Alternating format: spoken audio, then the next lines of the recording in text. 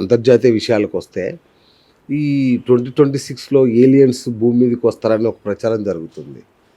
అంటే జ్యోతిష్యులు చెప్పారు. ఒక బాబా వంగా అని ఒక జ్యోతిష్యులు చెప్పారనమాట. ఇదేమన్నా మీ దృష్టికొచ్చిందా? అంటే నేను ఒక్క విషయం చెప్తానండి. అంటే బాబా వంగా గురించి నాకు తెలియదు రైట్. ఏందని, ఆ సబ్జెక్ట్ మీద నాకు అవగాహన కూడా లేదు. బట్ ఏలియన్స్కి సంబంధించిన విషయంలో నేను కొంత మీకు అర్థమయ్యేటట్టు ప్లీజ్. ఇప్పుడు మన అన్ని గ్రహాలలో సన్ని మన సైన్స్లో స్టార్ కింద తీసుకుంటాం, అవును. మనం గ్రహం కింద తీసుకుంటాం. మూనుని మనం గ్రహం కింద తీసుకుంటాం. సైన్స్కి వచ్చే వరకు వాళ్ళు ఏమంటారు అంటే ఇది న్యాచురల్ శాటిలైట్ అంటారు. ఏది? మూన్ని. ఓకేనా? సో రాహు కేతులను గ్రహాలు తీసుకుంటాం. అసలు మీరు రాహు ఎక్కడ నుండి కేతు ఎక్కడ క్వశ్చన్ అడుగుతారు. అవును.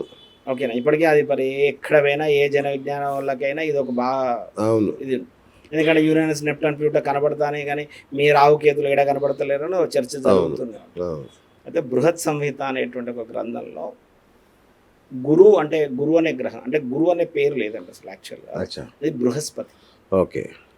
అతను ఆ గ్రహం యొక్క పేరు అన్నా లేదా ఇది బృహస్పతి, గురువు కాదు. ఇప్పుడు అందరికీ గురువుని చేశారు, అతను దేవతలని గురువు చేశారు. ఎందుకు చేశారు అనే దానికి అర్థం ఏంటంటే, గురుగ్రహం ఉన్న ప్లేస్ నుంచి కనుక గమనించినట్లయితే మన సైంటిఫికల్గా గురువు కొంచెం అటు ఇటు జరిగిన, గురువు యొక్క సంచారంలో ఎక్కడ కానీ తన ఆర్బిటల్ మోషన్స్లో కొంచెం చేంజ్ వచ్చినా కూడా మన భూమి టువర్డ్స్ సంధికి ట్రావెల్ అవుతుంది. ఇది సైంటిఫికల్లీ ప్రూవెన్. మీరు కావాలంటే మీరు ఇంటర్వ్యూ చూసిన వాళ్ళు ఎవరైనా సరే ఈయన ఏదో చెప్తున్నాడు అంటే మీరు గూగుల్ చేసుకో. సో అక్కడ ఆ వేటుతో అలా బృహస్పతి ఉండడం వలనే మానవ జీవితం అనేది మన భూమి మీద ఉంది. ఓకే. సో నేనేం చెప్తున్నానంటే ఈ పర్టికులర్ ఆఫ్ సోలార్ సిస్టంలో ఎవ్వరు ఉండరు. ఓకే. ఏ జీవకోటి ఉండదు, అది భూమి మీదనే ఉంటుంది. అచ్చా. ఇంకెవరైనా ఏలియన్స్ వచ్చిందంటే ఈ సోలార్ సిస్టంలోకి వెళ్ళి రారు, ఇంకో సోలార్ సిస్టంలోకి వెళ్ళి వస్తారు. ఓకే. సో మార్స్ నుంచో లేకపోతే వీనస్ నుంచో ప్లూటో నుంచో జూపిటర్ నుంచి ఏలియన్స్ రావు. ఓకే. ఒకవేళ వస్తే నేను వస్తారా అంటే నన్ను సైంటిఫికల్గా నన్ను అడుగుతుంది, నా ఆన్సర్ లేదు. ఒకవేళ కనుక ఉంటే కనుక మాత్రం వేరే సోలార్ సిస్టంలోకి వెళ్ళి రావాలి. అసలు వేరే గ్రహం మీద మీరు అన్నట్టు వేరే సోలార్ సిస్టమ్ కావచ్చు, కృష్ణ బిలాలు కావచ్చు, ఎక్కడన్నా విశ్వంలోంచి అసలు గ్రహాంతర వాసుల ఉనికి అనేది ఉండే అవకాశం ఉందా? అయితే ఒక్కసారి ప్రస్తావన ఉన్నదండి. ఎక్కడ ఉన్నదంటే, అంటే నేను సంస్కృతం శ్లోకాలు అవి నేను అర్థాలు చెప్పలేను, ఎందుకంటే నాకు రాదు సంస్కృతము. బట్ అగ్ని పురాణంలో, శివ పురాణంలో ఒక ప్రస్తావన ఉంటుంది. ఏంటంటే ఈ యొక్క మన దగ్గర ఉన్నటువంటి ఒక ఈ సోలార్ సిస్టమ్ కాకుండా, అంటే ఈ సౌర కుటుంబం కాకుండా కూడా ఇలా ఎన్నో సౌర కుటుంబాలన్నీ కూడా ఒక పాలపుంతలో ఉంటాయని కూడా చెప్తారు కదా. ఇవన్నిటి కూడా ఇంకా గ్యాలక్సీలో ఉంటాయి, గ్యాలక్సీ అంతా మిల్కీ వేలో ఉంటుంది అని చెప్తుంటారు కదా సైన్స్. అలా ఇంకొక దగ్గర కూడా నివసిస్తారు, వారు దేవుడితో ఇంటర్లింక్ అయి ఉంటాడు అనేటువంటిది కూడా చెప్పబడ్డది. దాన్ని మనం ఏలియన్స్ లెక్క తీసుకుంటాం. సడన్ గా ఒకసారి కొత్త వాయిసెస్ వస్తూ ఉంటాయి. మన నాసా వాళ్ళు కూడా చాలాసార్లు రికార్డ్ చేస్తారు. ఒక ఎక్కడో సంబంధం లేని ఒక ఆర్బిట్ మూవ్మెంట్ వస్తుంది. అవన్నీ కూడా మన సోలార్ సిస్టమ్ కాదు, మన సోలార్ సిస్టమ్ దాటినటువంటి అట్లా. సో అవకాశం ఉంది, బట్ మన సోలార్ సిస్టమ్ లో కాదు. అంటే మన ఇప్పుడు ఏదైతే చెప్పుకున్నటువంటి జ్యోతిష్ శాస్త్రంలో చెప్పినటువంటి రవి, కుజ, బుధ, గురు, శుక్ర, శని ఈ గ్రహాలలో నుంచి మాత్రం రారు. Okay, clear. Super, right. Guruji, ఇంకొకటి, ఇప్పుడు మామూలుగా సాడే సతి అంటాం మనం, 7.5 ఏళ్ళ శని ప్రభావం ఉంటుంది అని. ఈ మధ్య ఒక విన్నాను 19 ఏళ్ళ శని ప్రభావం కూడా ఉండే రాశులు కొన్ని ఉన్నాయి.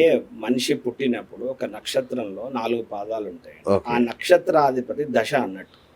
ఆ మనిషి పుడితే ఆ పర్టికులర్ ఆఫ్ నక్షత్రంలో పుడితే ఆ నక్షత్రాధిపతి ఆ దశ అన్నట్టు. అలాగే ప్రతి మనిషి జీవితంలో కూడా శని మహర్దశ అని వస్తుంది. అది 19 సంవత్సరాలు ఉంటుంది. దాన్ని మన వ్యక్తిగతంలో గోచారంలోకి వచ్చేసి ఏలినాటి శనికి ముడిపెట్టకూడదు. ఇప్పుడు 19 సంవత్సరాలు వాడికి బాగలేదు అని అనుకున్నాం అనుకోండి, ఉదాహరణకి, బాగుండదా? 19 సంవత్సరాలు ఒక మనిషి బాగాలేకుండా ఎలాంటి గ్రోత్ లేకుండా ఉండగలుగుతాడా? అలా ఉండదు. దాంట్లో అంతర్దశలు ఉంటాయి, దాంట్లో ప్రత్యంతర దశలు ఉంటాయి, దాంట్లో సూక్ష్మంతర దశలు ఉంటాయి, అతి సూక్ష్మంతర దశలు ఉంటాయి. 8 సకాల స్టెప్స్ దిగాలి మనం. ఒక దశను బట్టి 19 ఇయర్స్ బట్టి డిసైడ్ చేయదు.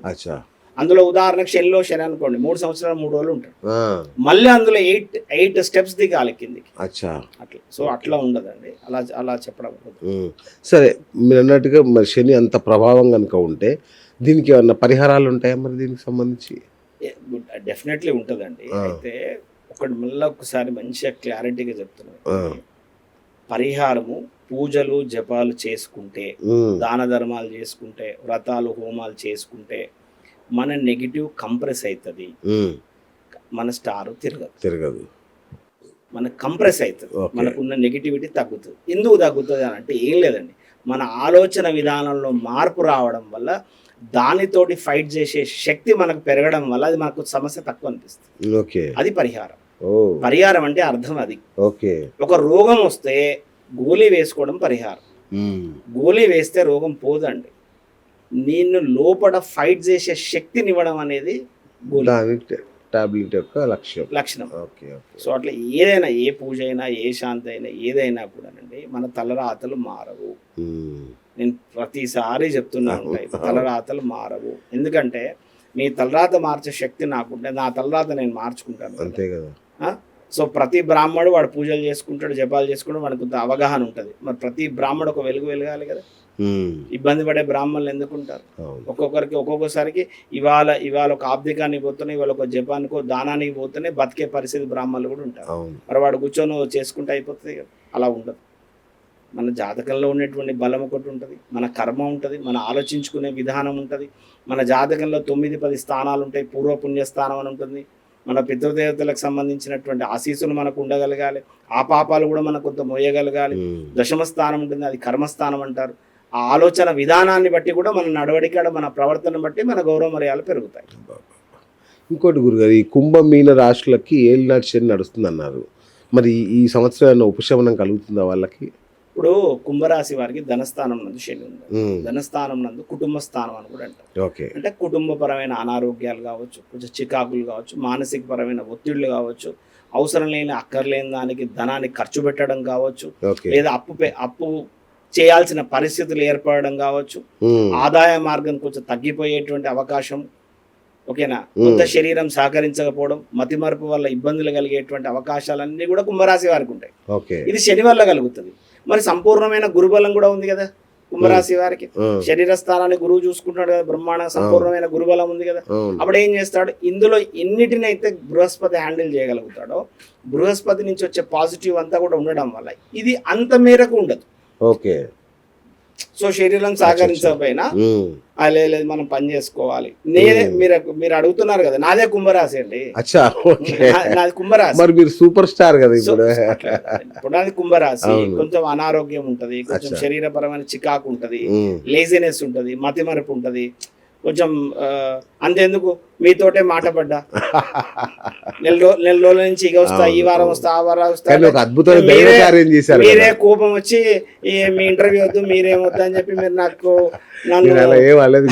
అనుకుంటే మీరు మెసేజ్ కూడా పెట్టారు. మీరు వరంగల్లో ఒక అద్భుతమైన శివలింగాన్ని ప్రతిష్ఠించారు, మరకత లింగాన్ని, మరకత శివాలయమే కట్టించారు మీరు ఈ కాలంలో. అందుకే అంటే నేను కాదండి, మీ ఆధ్వర్యంలో మా కమ్యూనిటీ వాళ్ళు ఉన్నారు, శైవ మహాపీఠం అని చెప్పేసి మా కమ్యూనిటీ వాళ్ళు ఉన్నారు. వారి ఆధ్వర్యంలో ఆ ప్రతిష్ట బాధ్యత ఒకటి నాకు ఇవ్వడం వల్ల, ఆ ప్రతిష్ట నేను చేయడం వల్ల సుమనయ్య గారు ప్రతిష్ట చేసిండు అనేది ఒక అని వారే కష్టపడ్డారు. యాక్చువల్ గా మా ప్రెసిడెంట్ గారు బండారు ఉమామహేశ్వరరావు గారు, సెక్రటరీ గారు విశ్వనాథం గారు, కస్తల రామలింగేశ్వరరావు గారు ట్రెజరరు, ఇంకొక కార్యదర్శి గారు మన వీరభద్రం గారు అని, ఈ 4 ఈ గుడికి సంబంధించి మెయిన్ పిల్లర్స్. వీరు ప్రతిష్టా బాధ్యత మీ కష్టమే ఎక్కువ ఉంది. అట్లేదు, వారే కష్టపడ్డారు, వారు చేయడం జరిగింది. ఆ చివరిగా ఆ ప్రతిష్ట బాధ్యత నేను కొంచెం తీసుకోవడము, మరకత శివాలయం కట్టాలనేది నా జీవిత ఆశ. మీకు తెలిసి మీకు 3 ఏళ్ల నుంచి అంటున్నా, 3 years నుంచి నా లైఫ్ అంబిషన్ అది. ఇప్పుడు మనం కట్టిన దేవాలయం కూడా అండి ప్రత్యేకత ఏంటంటే, భూమి కిందికి సుమారుగా 14 అడుగుల కిందికి వెళ్ళి ఉంటుంది. అక్కడి నుంచి తీశారు పునాది. 14 అడుగుల కిందికి, పైకి వచ్చేసి మళ్ళీ 13 అడుగులు, అంటే 27 అడుగుల పైన ఈశ్వరుడు కూర్చొని ఉంటాడు. అది మన ఇంగ్లీష్ లో కనుక చెప్పాలంటే ఐసోలేటెడ్ మ్యాగ్నెటిక్ ఫీల్డ్ టెంపుల్ అది. అది అంటే ఒక కిందికి వెళ్ళి కూడా ఇట్లా పడితే అట్లా కట్టుకుంటానో ఏది పడితే అది పోసి రాలేదు. ఆ, కిందికి వెళ్ళి బ్రాస్ రాడ్స్, తర్వాత మంచి రాగి ప్లేట్స్, ఆ రాడ్స్ని అలా పోసుకుంటా దానికి సంబంధించిన నవపాషాణాలు ఫిల్అప్ చేసుకుంటా ఉమ్, ఎక్కడ విసుకపోయాలి, ఎక్కడ మైకా వేయాలి, అన్ని రకాల వేసుకుంటూ ఆ పైన అంటే ఫస్ట్ ఫ్లోర్లో ఉంటుంది బా, టెంపుల్. ఓ, మన ఇండియా మొత్తం మీద మనకి లేదా మన సౌత్ ఇండియాలో మూడు ఉన్నాయండి. ఒకటేమో రంగారెడ్డి జిల్లాలో ఉంది, ఓకే, ఇది ఫస్ట్ ఫ్లోర్ లోనా మరకత మరకత శివాలయం. ఆ, రెండవది వచ్చేసి సిద్దిపేట దగ్గర ఉంది.